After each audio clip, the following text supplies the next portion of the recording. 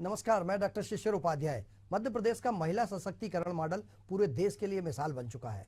प्रदेश सरकार ने अनेक योजनाओं का प्रभावी क्रियान्वयन कर महिलाओं को आत्मनिर्भर बनाया है। इससे प्रेरित होकर अन्य राज्यों में भी प्रदेश की महिला कल्याण योजनाओं का विश्लेषण कर अपने राज्यों में लागू किया है। प्रदेश में महिलाओं और बेटियों की शिक्षा, स्वास्थ्य, सुरक्षा, स्वावलंबन सरकार की प्राथमिकता रही है। प्रधानमंत्री आवास के माध्यम से पक्की छत देने की बात हो या घर घर शौचालय बनाकर खुले में शौच से मुक्ति दिलाने की बात हो, नल जल योजना से घर तक शुद्ध पेयजल पहुंचाना हो या उज्ज्वला योजना से रसोई को धुआं मुक्त बनाने का संकल्प हो, सभी योजनाओं का प्रदेश में बेहतर संचालन एवं क्रियान्वयन हुआ है। महिलाओं का आत्मनिर्भर बनाने के लिए न केवल स्व सहायता समूहों को आर्थिक सहयोग प्रदान कर स्वरोजगार से जोड़ा, बल्कि उन्हें लखपति दीदी भी बनाया है। सरकार ने महिलाओं के नाम जमीन, दुकान और घर की रजिस्ट्री कराने पर स्टाम्प शुल्क पर अतिरिक्त छूट भी दी है। इससे बहनों के पास संपत्ति की शक्ति आई है और समाज में उनका मान बढ़ा है। हालांकि विपक्ष सरकार की योजनाओं पर सवाल उठा रहा है। क्या ये योजनाएं सच में हर जरूरतमंद महिला तक पहुंच रही हैं? क्या महिलाएं वास्तव में आर्थिक और सामाजिक रूप से सशक्त हो रही हैं? ये सिर्फ सरकार का प्रचार का हिस्सा है या और कुछ? आइए इस पर चर्चा शुरू करने से पहले हम सुनते हैं कि माननीय जनप्रतिनिधियों ने और प्रवक्ताओं ने क्या कहा है। देखिए, स्वाभाविक तौर पर मध्य प्रदेश की भारतीय जनता पार्टी की सरकार ने जो नारी सशक्तिकरण और उनके आर्थिक सुदृढ़ीकरण का एक पैरामीटर स्थापित किया है, उसको अन्य राज्य लगातार उसका अनुकरण कर रहे हैं। हमें देखने को मिल रहा है कि मध्य प्रदेश देश में पंचायती राज त्रिस्तरीय व्यवस्था में 50% आरक्षण देने वाला पहला देश का राज्य है। हमारी शासकीय नौकरियों में लगभग 33% के आसपास आरक्षण महिलाओं के लिए रिजर्व किया गया है। और इस तरीके से केंद्र की सरकार की जो हमारी मंशा है, प्रधानमंत्री जी का जो नारियों के आर्थिक उन्मूलन का विजन है, महिला सशक्तिकरण में अग्रणी केवल ये नाम मात्र के लिए ही रह गया है और अन्य जो योजनाएं हैं ये हमारे कांग्रेस शासन में और लाडली बहनाओं का जो शब्द है ये भी मनमोहन सरकार के द्वारा चलाया गया शब्द, इन्होंने इसको चलाया और आज इस मध्य प्रदेश में जो सशक्तिकरण की जो सुविधाएं हैं वो अन्य प्रदेशों को देने में लगे हुए हैं। और इस मध्य प्रदेश में महिलाओं पर जितने अत्याचार हो रहे हैं ये पूरे 28 राज्यों में एक अलग राज्य ऐसा बन गया है। देखा आपने, सबका अपना अपना कहना है, सबका अपना अपना दावा है, लेकिन सच्चाई क्या है? विश्व अंतर्राष्ट्रीय महिला दिवस के अवसर पर हम इस मुद्दे पर चर्चा कर रहे हैं कि क्या महिलाएं आत्मनिर्भर हुई हैं? महिलाओं को जो सरकार की प्राथमिकता है उन योजनाओं का लाभ मिल पा रहा है कि नहीं पा रहा है? इसी कड़ी में यह हमारा प्रोग्राम है मध्य का मंच और इस पर हम आज चर्चा कर रहे हैं। हमारे साथ इस मुद्दे पर कांग्रेस की तरफ से जो चर्चा में जुड़ी हैं, कांग्रेस की प्रवक्ता हैं हिमानी सिंह जी, आपका बहुत बहुत स्वागत है। अभी थोड़ी देर में हमारे साथ भारतीय जनता पार्टी से वंदना त्रिपाठी जी और जर्नलिस्ट होने के नाते भावना शुक्ला जी जुड़ेंगी, उनके साथ भी हम चर्चा को आगे बढ़ाएंगे। हिमानी जी, चूंकि आपने अभी सुना, पूरी रिपोर्ट सुनी आपने, क्या लगता है कि महिला सशक्तिकरण के लिए सरकार ने पिछले 20 सालों में जो काम किया है, आज चूंकि हम ये अंतर्राष्ट्रीय महिला दिवस के संदर्भ में ये कार्यक्रम कर रहे हैं, तो आपको क्या लगता है कि और क्या प्राथमिकताएं हो सकती हैं? हिमानी जी। पहले तो मैं जो अभी तक पा रही हूँ, घोषणाओं में देख पा रही हूँ, शायद आपको सरकारी आंकड़े जो मिले हैं उनके हवाले से आपने कहा, और मैं कहीं से कहीं तक ये मानने में मेरे को मतलब हास्यास्पद है कि दूसरे प्रदेश हमारे राज्य का अनुसरण कर रहे हैं। आपको मैं बता दूं कि हम अनुसरण किस चीज में, एनसीआरबी के तथ्य बता रही हूँ मैं। महाराष्ट्र नंबर 1 पर है महिला अपराधों के मामले में और मध्य प्रदेश नंबर 2 पर है। तो किस चीज में हमारा अनुकरण करना चाहते हैं आप मुझे जरा स्थिति क्लियर कीजिए। और दूसरी चीज, अगर जिस प्रदेश की, चलिए मध्य प्रदेश की बात करते हैं, जिस प्रदेश में लाडली बहना जैसी योजना की आवश्यकता सरकार को आन पड़ी हो, 20 साल शासन में रहने के बाद अशिक्षा और बेरोजगारी की स्थिति यह है कि महिलाएं 1250 रुपए पर निर्भर है। आप उन्हें सशक्त मानते हैं? मैं तो महिला खुद होने के नाते किसी ऐसी महिला को सशक्त मानती हूँ जो खुद शिक्षित हो और अपने आप को रोजगार के मामले में आत्मनिर्भर हो और अपने परिवार का अपनी खुद की कमाई से जो भरण पोषण कर सके या अपना लिए कुछ कर सके, वो महिला सशक्त होती है। महिला अपराधों के नाम पर, और अभी मतलब मुझे ज्यादा दूर नहीं जाना पड़ा, आप जानते हैं डिबेट्स के लिए हम कुछ नोट्स बनाते हैं, तो अभी 4-5 दिन से आपके चैनल पर भी और बहुत सारे चैनलों पर हम पिछले हफ्ते में ही जो मध्य प्रदेश में महिलाओं और बच्चियों पर जो अपराध हुए हैं, जो एक रविंद्र भवन में बलात्कार हुआ, एक टीकमगढ़ में बीजेपी के 3 नेताओं ने बच्ची के साथ बलात्कार किया, उसका लड़की के साथ वीडियो बनाया और इन सब चीजों को बनाया, बस वो नोट्स जो पुराने वो खुले हुए थे वो खोल के बैठ गई, तो मुझे समझ में आ गया कि महिला सशक्तिकरण की क्या हालत है। इसके लिए तो अतिरिक्त तैयारी करने की जरूरत ही नहीं पड़ी। आप महिला सशक्तिकरण की बात करते हैं तो सबसे पहले महिलाएं सुरक्षित होनी चाहिए, महिलाएं शिक्षित होनी चाहिए, महिलाओं के पास रोजगार होना चाहिए। तीनों चीजों में हम किसी मतलब नेगेटिव इसमें टॉप 2 में टॉप 3 में आ रहे हैं, हम कैसे अपने आप को महिलाओं के मामले में सशक्त कह सकते हैं? तो अपने मुंह मियां मिट्टू बनने की बात है और खुद की तारीफ करने वाली बात है, वरना ना तो जमीन पर दिखाई दे रही है, ना दुनिया में ऐसा कहीं कुछ दिखाई दे रहा है। हाँ, नंबर 2 पर जरूर है महिला अपराधों के और बाल बच्चों के अपराधों के मामले चलिए में हिमानी जी, मैं मध्य आपके प्रदेश। पास आऊंगा। वंदना त्रिपाठी जी भी जुड़ी हुई हैं, उनसे ही पूछ लेते हैं। वंदना जी, वंदना जी, आपने सुना आपने हिमानी जी की बात को? क्या विश्व अंतर्राष्ट्रीय महिला दिवस पर जिस तरीके से हम ये प्रयास कर रहे हैं कि बहुत सारी ऐसी योजनाएं थी जिनको पूरे देश की अन्य सरकारों ने भी उसका पालन किया, और महिला सशक्तिकरण की दिशा में जो जिस तरीके से मध्य प्रदेश सरकार की कई योजनाओं का पालन, चाहे दिल्ली हो, चाहे कर्नाटका हो, चाहे छत्तीसगढ़ हो, चाहे महाराष्ट्र हो, वहां पर किया गया। और मुझे याद है कि 1 साल पहले बहुत सारे अन्य राज्यों में जब चुनाव हो रहे थे तो उसमें मध्य प्रदेश की योजनाओं को सराहा गया था। वंदना जी, मेरी आवाज आप तक आ पा रही है? जी आवाज आ रही है। हाँ जी, नमस्कार हिमानी जी, नमस्कार आपको। देखिए, सबसे पहले तो हम महिला दिवस की ओर बढ़ रहे हैं, और जैसा कि कहा जाता है, यत्र नारी पूजयन्ते रमन्ते तत्र देवता, हम भी ये मानते हैं, और मैं हिमानी जी तो खुद एक नारी शक्ति का स्वरूप है। हम हमेशा ये मानते हैं, और हर महिला ये मानती है कि देश के विकास के लिए, प्रदेश के विकास के लिए, प्रदेश की प्रगति के लिए, देश की प्रगति के लिए ये बहुत जरूरी है कि महिलाओं का सशक्तिकरण हो, महिलाएं आगे आए। और उसी कड़ी में भारतीय जनता पार्टी ने सदैव ये प्रयास किया है कि जो हमारी नारी शक्ति है उसे किसी भी तरह से मुख्य धारा से जोड़ा जाए, उसका कल्याण किया जाए, उसका विकास किया जाए। और उसके लिए आपने देखा, जब हम बात करेंगे तो जब से बेटी जन्म लेती है तब से लेकर उसके विवाह उपरांत तक की सारी व्यवस्था भारतीय जनता पार्टी ने की सरकार ने कोशिश करने की कोशिश की है। जैसे ही बेटी का जन्म होता है, हमने लाडली लक्ष्मी के माध्यम से ये सुनिश्चित किया है कि बेटी लखपति हो। जब वो बड़ी होती है तो हम ये कोशिश करते हैं कि इतने से ज्यादा से ज्यादा हमारी बेटियां जो अच्छे नंबर लेके आते हैं, उन्हें स्कूटी, लैपटॉप इत्यादि प्रदान करके उनके लिए पढ़ाई की शिक्षा की जो सुविधा है उसे सुगम बना सके। और जो हमारे मेधावी छात्र हैं उनके लिए भी अलग अलग प्रकार की योजनाएं चलाते हैं। जब हमारी बेटियां बड़ी हो जाती हैं तो उनके लिए हम देखिए किस प्रकार से जब विभिन्न विभागों में आरक्षण की बात होती है, 33% आरक्षण, 33% आरक्षण समस्त विभागों में, और जिसमें हमने वन विभाग को अलग रखा है। हम ये नहीं चाहते कि हमारी बेटी रात के समय जंगल में जाए और हमारी बेटी की सुरक्षा के साथ कोई कॉम्प्रोमाइज हो, इसीलिए हमने वन विभाग को अलग रखा है। तो हम उसके रोजगार की भी चिंता करते हैं।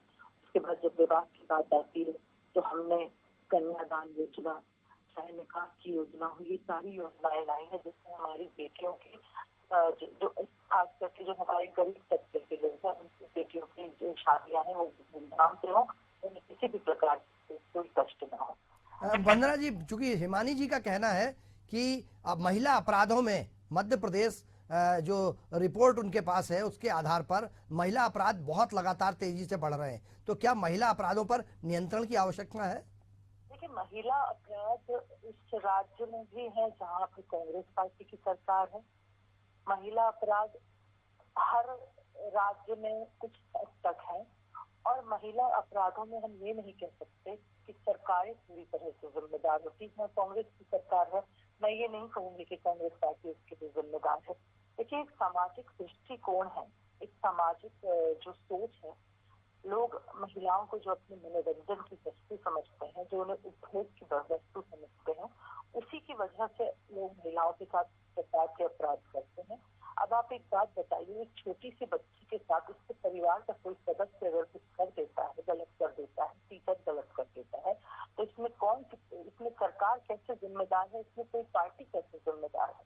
इसमें तो कहीं ना कहीं उस व्यक्ति की जो सोच है, उस व्यक्ति के अंदर जो दानव है, उसके कारण वो हो रहा है। तो कहीं ना कहीं इसके लिए सामाजिक अवेयरनेस क्रिएट करने की कोशिश की जा रही है।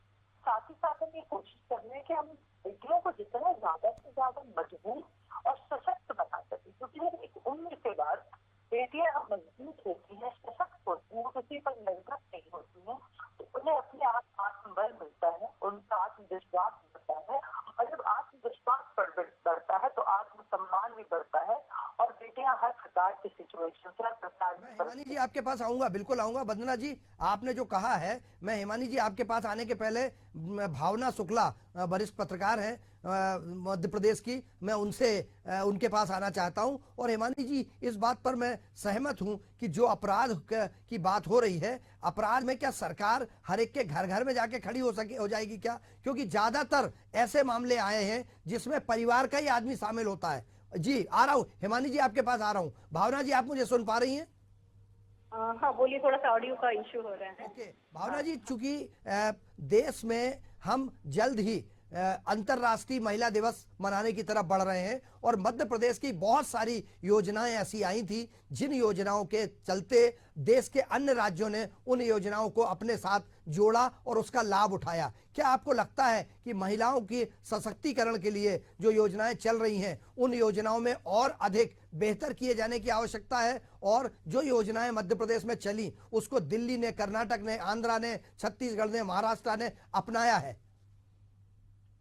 देखिए, जहाँ तक आप योजनाओं की बात करेंगे तो उसमें हमको एक कॉम्प्रेहेंसिव लेवल पर सोचना होगा, बृहद पैमाने पर। सबसे पहले पर्पस क्या है?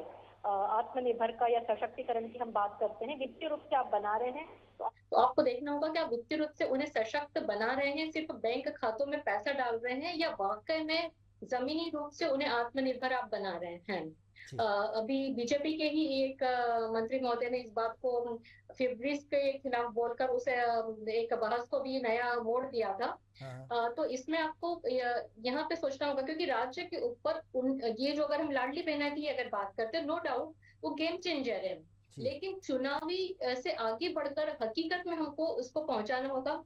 19,000 करोड़ रुपए का बर्डन आ रहा है प्रदेश सरकार पे ऐसे समय पे, जो कि ऋण से दबी हुई है। मैं सिर्फ मध्य प्रदेश की बात कर रही हूँ, क्योंकि मध्य प्रदेश को ही उदाहरण मान के अन्य राज्यों ने उस चीज को इम्प्लीमेंट किया है। तो इससे दो नुकसान हो रहे हैं। महिला सही मायने में सशक्त तो नहीं बन पा रही है जितना कि हम कह सकते हैं। सशक्तता आती है सामाजिक रूप से उसके अधिकार देकर, सामाजिक रूप से उसको सक्षम बनाकर, सामाजिक रूप से उसको निर्णय लेने की क्षमता विकसित करके। महिलाओं का वोटर टर्नआउट बढ़ा है, लेकिन क्या हमारे साथ में आज महिला प्रतिनिधि भी जुड़ी हुई है दोनों पार्टियों की? तो महिलाओं का वो प्रतिनिधित्व हमें विधानसभा, लोकसभा पे दिखता है? बिल्कुल नहीं दिखता है। जिस अनुपात में यहाँ पे आपका वोटर टर्नआउट बढ़ा हुआ है, तो क्या कारण है? हम सशक्त और सही मायने में नहीं बना रहे हैं, सिर्फ ये एक वोट बैंक की राजनीति है, जिससे नुकसान न सिर्फ महिलाओं को बल्कि राज्य की अर्थव्यवस्था को भी हो रहा है। बिल्कुल भावना जी, और एक और चीज, चूंकि आप बड़े स्पष्ट साफ गोई से आप हमारे दर्शकों को बता रहे हैं, क्या जिस तरह से पिछले कई सालों से इस बात का लालीपाप दिया जाता है, मुझे सुषमा स्वराज जी, स्वर्गीय सुषमा स्वराज जी का एक सरकार में वो नेता प्रतिपक्ष थी, और वो ये कहती थी कि जैसे ही भाजपा की सरकार आएगी 50% हम हर सदन में 50% महिलाओं को, आधी आबादी को उसका हक दे देंगे। लेकिन क्या सरकारें सिर्फ, जैसा माननीय शिवराज सिंह चौहान जी ने, केंद्रीय मंत्री ने अभी कहा कि कुछ योजनाएं वोटों के खातिर लोक लुभावनी बनाई जाती हैं और उसकी घोषणा करनी पड़ती है, तो क्या यही कारण है? बिल्कुल यही कारण है, और इसी से नुकसान सिर्फ महिलाओं को होता है, मैं यही कहूंगी यहाँ फिर से। क्योंकि आप बात करते हैं 50% की, आप बात करते हैं 33% की, तो जब टिकट का बंटवारा होता है तो क्या उन परसेंटेज का ध्यान रखा जाता है? नहीं तो जब आप उसका ध्यान नहीं रख रहे हैं तो ये सिर्फ एक छलावा है, न कि जनता के साथ, महिलाओं के साथ में भी। बिल्कुल। और अपराध की बात है जहां तक महिलाओं के खिलाफ, तो हम ये नहीं, मध्य प्रदेश का दूसरा नंबर था, इसके पहले राजस्थान का था अपराध के मामले में, जहाँ पे कांग्रेस की सरकार थी। तो महिलाओं की स्थिति कमोबेश सभी पूरे एक राज्य में एक सत्तारूढ़ जिसकी पार्टी होती है जी वो बचाव करती है, कई बार ये आरोप लगते हैं अपराधियों का कर रही है, विपक्ष उस पर हल्ला मचाता है। वही बात जब दूसरे राज्यों में आती है तो परिस्थिति सीन पूरी तरह से बदल जाते हैं। जी चलिए, मैं उत्तर प्रदेश का बदायूं हो, मणिपुर की बात हो, मध्य प्रदेश की बात हो, जी या फिर कश्मीर में जो हुआ था महिला के साथ में, उसने भी पूरे देश को हिला दिया था। जी बिल्कुल भावना जी, आप हमारे साथ बनी रहिएगा। मैं हिमानी जी के पास आना चाहता हूँ। हिमानी जी, क्या आपको लगता है कि आंध्र प्रदेश में या कर्नाटका में या इसके पहले राजस्थान में आपकी सरकार थी, और अपराध जब किसी गैर विपक्ष की सरकार में होते हैं तभी हम आरोप लगाते हैं, और नहीं तो हम ये कहने लगते हैं कि नहीं, वो तो अपराध तो रोकने की सरकार कोशिश कर रही है। देखिए, भावना जी ने जैसे जिस तरह से निष्पक्ष होकर अपनी बात रखी, मैं उनका बहुत साधुवाद उनको देना चाहती हूँ, क्योंकि महिलाओं के हक में बोलना बड़ी बात होती है। लेकिन मैं अभी बताऊं कि एनसीआरबी के इस समय के आंकड़े हैं कि महाराष्ट्र नंबर 1 पर है और मध्य प्रदेश नंबर 2 पर है।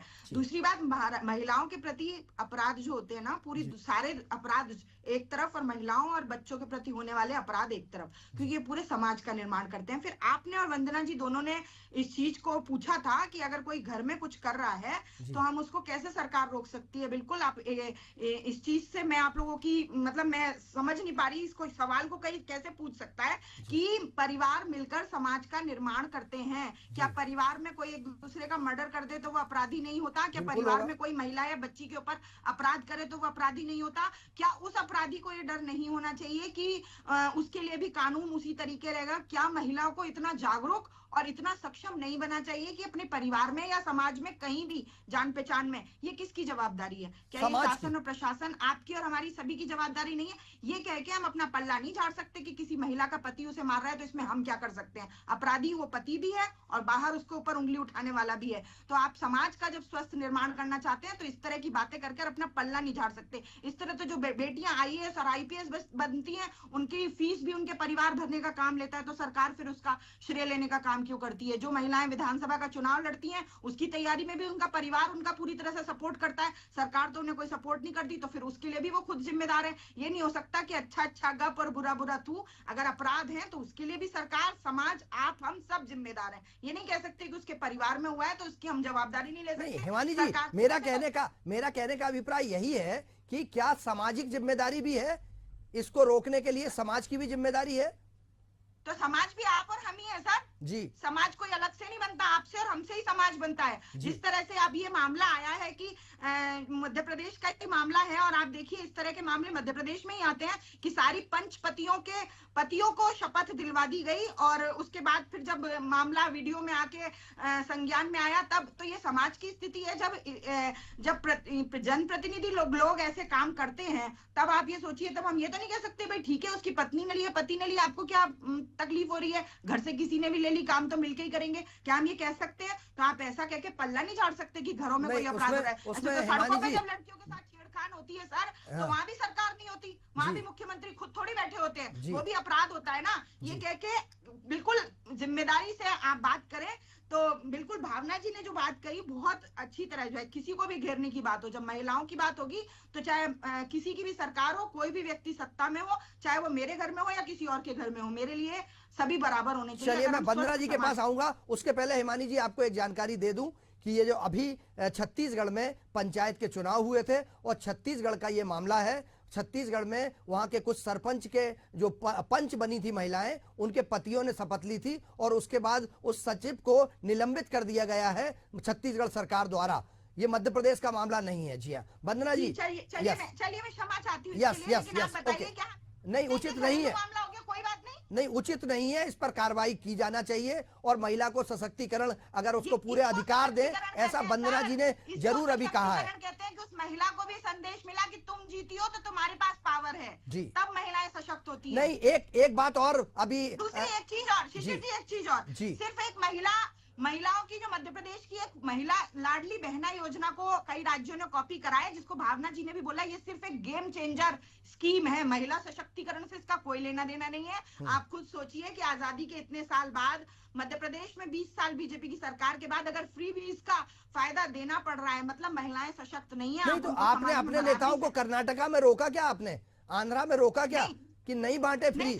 1250 रुपए नहीं दे। कि यहाँ मध्य प्रदेश से अनुकरण किया जा रहा है। यस, तो मैं ये यस। कोई बहुत अनुकरणीय स्कीम नहीं है। यस यस, बिल्कुल बिल्कुल। वंदना जी, अभी जैसा कि चूंकि हिमानी जी ने कहा है, हमारे पास समय की कमी है, आपको क्या लगता है कि सामाजिक जिम्मेदारी के साथ साथ सरकार की भी जिम्मेदारी बनती है? ये जो फ्री की रेवड़ी है, आप लोग जिस तरीके से, चूंकि मध्य प्रदेश में लंबे समय से फ्री, ऐसा भावना जी का कहना है और हिमानी जी का भी, कि आत्मनिर्भर बनाने का मतलब यह है कि उनको उनका हक देना। आपकी पार्टी ने आपको विधायक क्यों नहीं बनाया, आपको सांसद क्यों नहीं बनाया? हिमानी जी की पार्टी ने उनको टिकट क्यों नहीं दिए?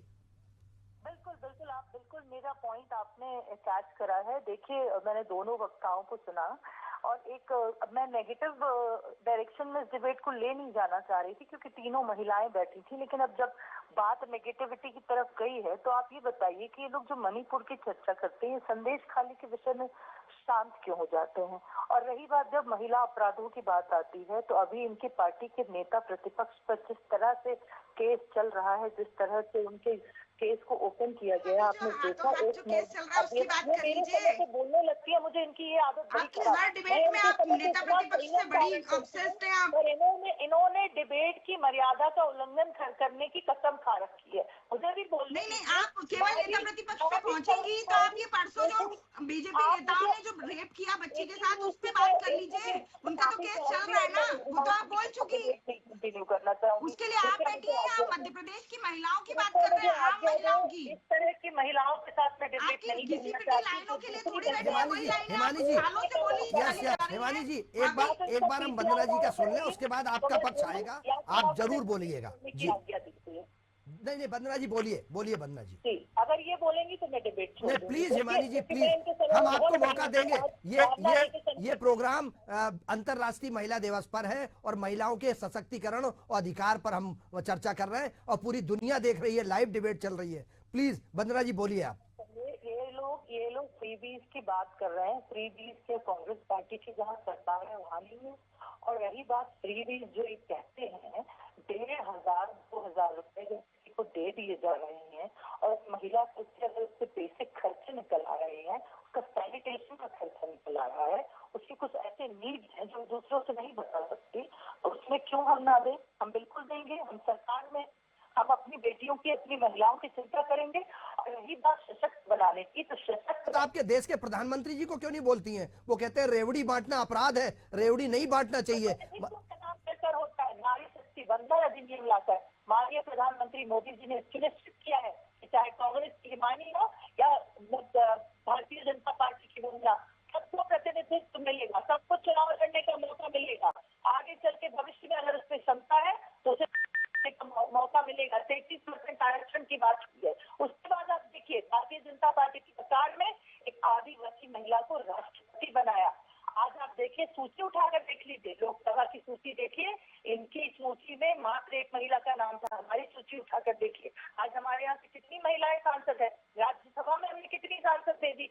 हमारे जनपद से लेके संसद तक भारतीय जनता पार्टी का नेतृत्व महिलाएं कर रही है। कांग्रेस पार्टी में ये चीज नहीं देखने को मिलती। इनके यहाँ सिर्फ 2 ही महिला नेत्री क्यों है, सिर्फ सोनिया गांधी और प्रियंका गांधी। उसके सिवाय जो इतनी टैलेंटेड लेडीज है, उनको क्यों मौका नहीं दिया जाता, उनको आगे क्यों लाया नहीं जाता? और इनकी पार्टी में तो आप देखिए कि किस प्रकार से महिलाओं का अपना अपमान करती है। अलका लांबा जी जूता फेंक कर मारने की बात करती है, धक्के मारकर निकाल देने की बात करती है। पार्टी की टॉपिक से तो हटेंगे ही सही। फिर आप सोचेंगे बीच में न टोका जाए, ये रामायण महाभारत इससे लंबी कहानियां सुनाएंगी ये फालतू की, तो उससे डिबेट का टॉपिक तो शिशिर जी वंदना जी, हम महिला सशक्तिकरण की बात कर रहे हैं। सरकार है, ये पंच वाले मुद्दे पे बोलिए ना कुछ आप जी। कांग्रेस पार्टी के पुरुष नेता बोलिए ना। कांग्रेस पार्टी ने, वहाँ भाजपा की सरकार है छत्तीसगढ़ में, जहाँ पंचपतियों को शपथ दिलवा दी गई। क्या किया आपने? प्रतिपक्ष की कुर्सी पर बैठे हुए हैं और यौन उत्पीड़न हमारे पास समय की कमी। भावना जी, आपका पक्ष रह गया था, प्लीज भावना जी। इन दोनों, चूंकि दोनों की अपनी मजबूरी है, एक कांग्रेस का प्रतिनिधित्व करती हैं और एक भारतीय जनता पार्टी का, लेकिन देश के लिए जिम्मेदारी हमारी और आपकी है। जर्नलिस्ट होने के नाते हम निष्पक्ष राय, हम हर ये चाहेंगे कि महिला सशक्त हो और महिला को बराबरी का दर्जा मिले। क्या कहना है आपका? देखिए, जहां तक बराबरी के दर्जे की बात है, और जो भी मैं आपकी बहस का तो मुद्दा है ही नहीं, क्योंकि महिला सशक्तिकरण की बात है तो उसके खिलाफ कोई भी नहीं जाएगा। जी। और एक लाइन में अगर मैं कंक्लूड करना चाहूंगी तो कहूंगी कि अगर कांग्रेस पे उंगली उठती है कि महिलाओं के साथ भेदभाव करती है, उतना प्रोत्साहन नहीं देती जितना बीजेपी देती है, तो कांग्रेस ने देश को महिला प्रधानमंत्री दी है, वहीं बीजेपी ने देश को महिला राष्ट्रपति दी है। जी। लेकिन उसके बावजूद भी बहुत बड़ा तबका, बहुत संघर्ष महिलाओं को करना पड़ता है। एकेडमिक रूप से वो एक्सेल कर लेती है, क्योंकि जब आपकी लड़ाई होती है कलम से और किताब से, जब आपकी लड़ाई होती है 10वीं 12वीं के बोर्ड में, तो महिला एक्सेल कर लेती है। लेकिन व्यवहारिक रूप में, सामाजिक रूप में, राजनीतिक रूप में, पत्रकारिता के रूप में भी महिलाओं को एक अलग ही संघर्ष का सामना करना पड़ता है उस आयाम तक पहुंचने के लिए।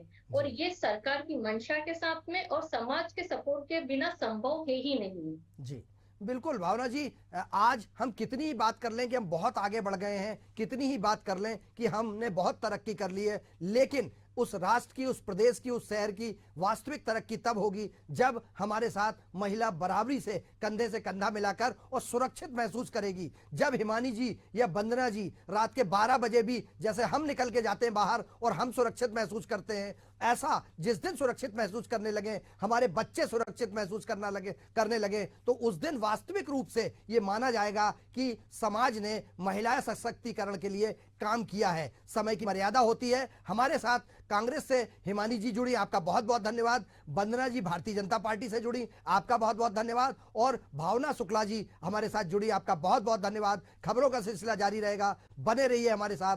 मुझे दीजिए इजाजत, नमस्कार।